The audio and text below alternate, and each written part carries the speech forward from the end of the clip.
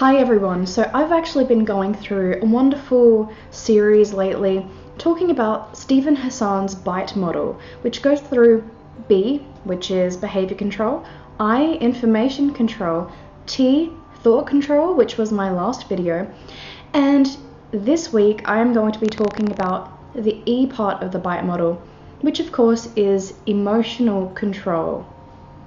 Even though you may think that you have not been emotionally controlled or undergone any form of undue influence, which is the legal term for mind control, the chances are that you definitely have, and you can say that culture itself is a kind of cult. In fact, you even have the word cult in the word culture.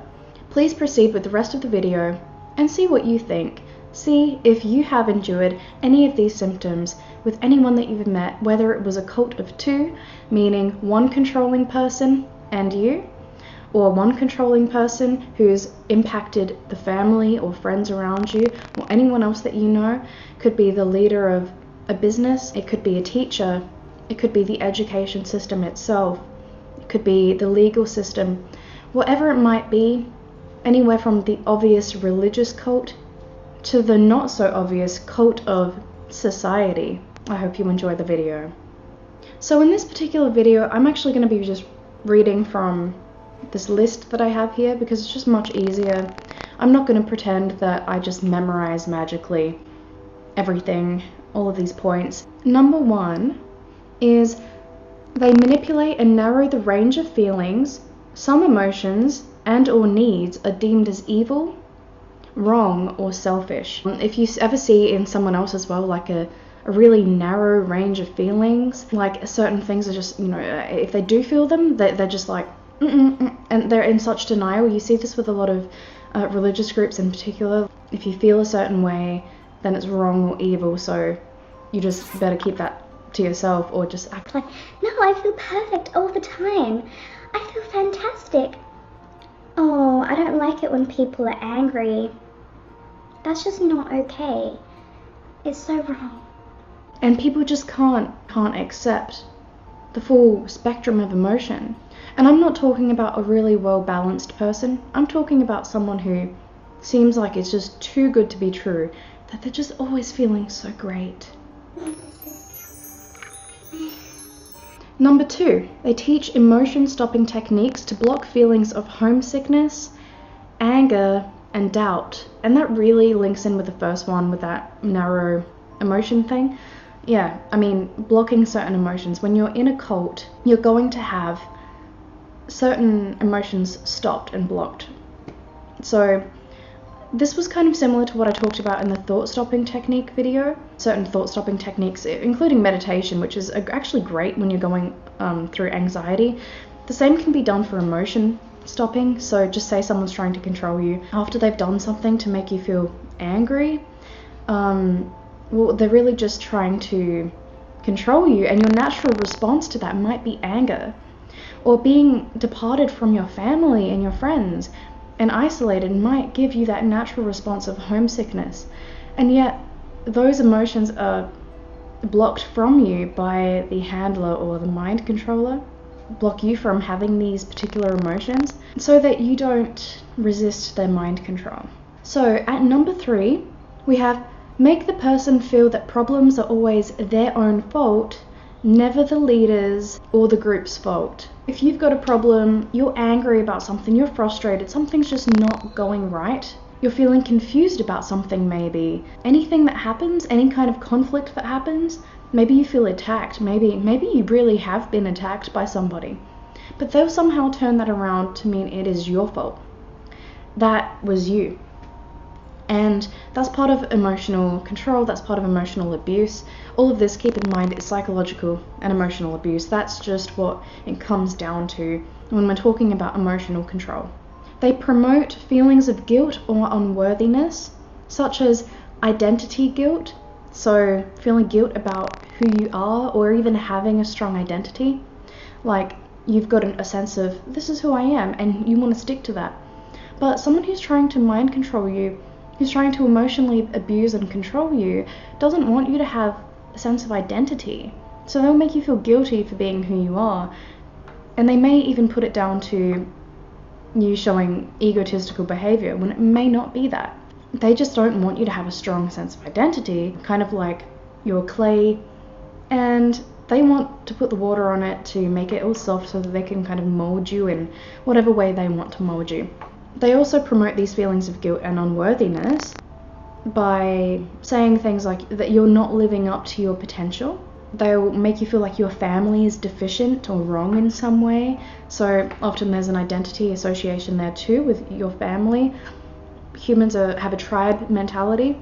So by bashing on your family somehow, and whatever structural norms you've learned from your family, even the really healthy ones, by questioning those and saying, no, your family is deficient, that's a really good way to emotionally abuse and control you into thinking a certain way. Because if your family is deficient, then you might as well disregard all of those things that you learned and just take on whatever the abuser or the handler wants you to believe instead.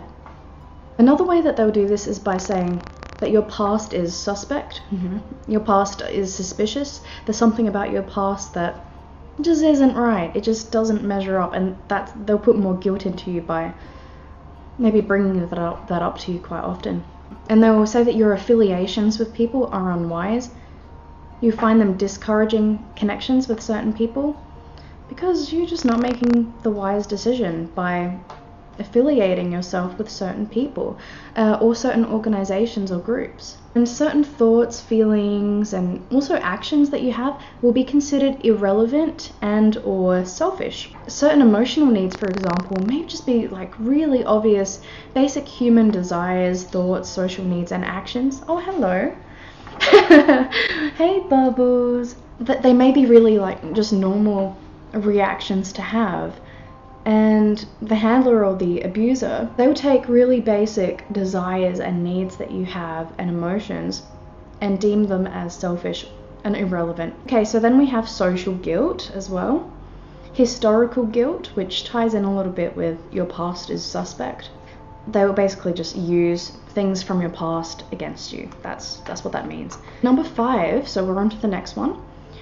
We have instill fear, such as the fear of thinking independently, fear of the outside world, fear of enemies, and those enemies are basically what constitutes as an enemy. The enemy will be anyone that would influence the handler's ability to control you. So that's who the enemies are. So they'll make sure you keep that level of fear in relation to those people. Because if you fear them, you wouldn't want to approach them, be naturally skeptical with fear. There'd be no way that that person would be able to take you out of or deter you from questioning what the mind controller wants you to believe. There's also a fear of losing one's salvation, so that happens a lot in religious cults. Leaving or being shunned by the group, a fear of others' disapproval, which once again is playing on the natural needs and basic needs of humans. We have a tribe herd mentality as humans, and we really want people to approve of us, and that's quite natural, that's quite normal, so this will be exploited.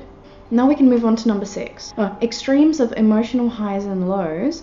Love bombing. So if you don't know what that is, it's like just bombarding you with affectionate phrases, even like kissing, touching.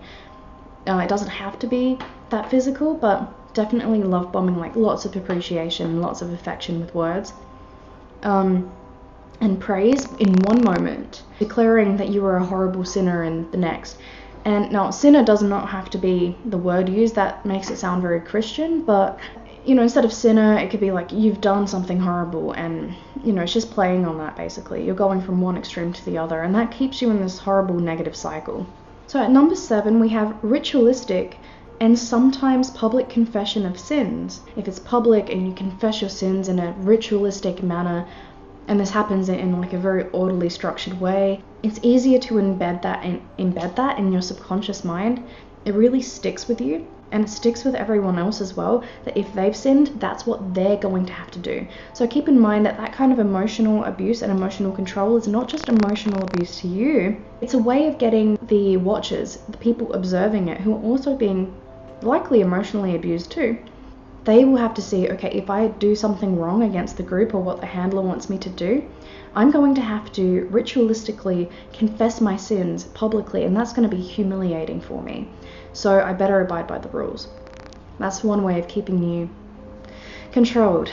So then we have at number 8, phobia indoctrination, including irrational fears about leaving the group or questioning the leader's authority. There'll be no happiness or fulfillment possible outside of the group. That's one way that they keep you fearing leaving the group. And terrible consequences if you leave. So hell, demonic possession, incurable diseases, accidents if you leave, suicide, insanity, 10,000 reincarnations, etc. So if you leave, you're going to have to keep coming back to this life over and over again until you get it right, and that's what you're going to be damned with. You know, some crazy thing like that. And the shunning of those who leave, fear of being rejected by friends and family, once again exploiting our social needs and our need to belong. Never a legitimate reason to leave. So those who leave are weak.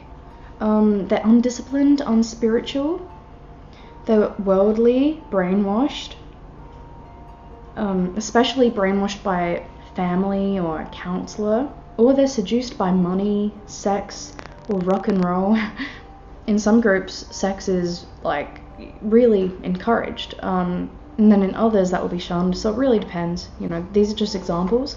Then we have threats of harm to ex-members and family. If you leave, this will happen to your family, this will happen to your friends, and yeah, lots of threats there. So that is the conclusion of the Bite Model series, where I talk about behavior control, information control, thought control, and this week, emotional control. Please share this around, because when you do so, you're really helping other people come into their own power by realizing that they can arm themselves with knowledge, and knowledge is power, and they can be their own hero.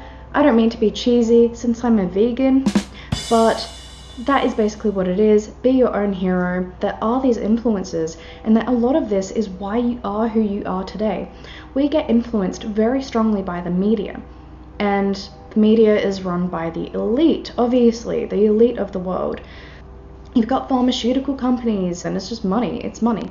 They sponsor the education system. You've got animal agriculture industries brainwashing you as well to believe certain myths, and it's just awful. So a lot of this has made you who you are today, and I would encourage you to, as much as possible, really analyze what kind of conditioning you've had in your mind just by watching TV. What is encouraged? What is discouraged? When you go to school, what's encouraged? What's discouraged? When you go to particular places in the world, what differences do you see in culture? Depending on where you go in this world, you're going to see different cultural norms, and that really opens your mind up, because you realize what's weird in this culture, in this cult, is quite normal in some other place in the world. What's classified as psychosis and a mental disorder in the Western world is a shamanic experience in Native America. So please keep all of these things in mind. A lot of this is cultural conditioning, and I'm trying to help you to free your mind, be able to recognize healthy influence versus undue influence. So my next video is going to be about that spectrum of what is undue influence, what is unethical influence, right? And what is ethical influence, and how can you look out for that? Thank you very much for watching. Please subscribe if you're not already subscribed, and I appreciate every comment that you leave. Give the video a thumbs up, and please turn on that little notification bell as well, so that you'll be informed whenever a new video is uploaded. Thank you, and I hope you have a wonderful free day.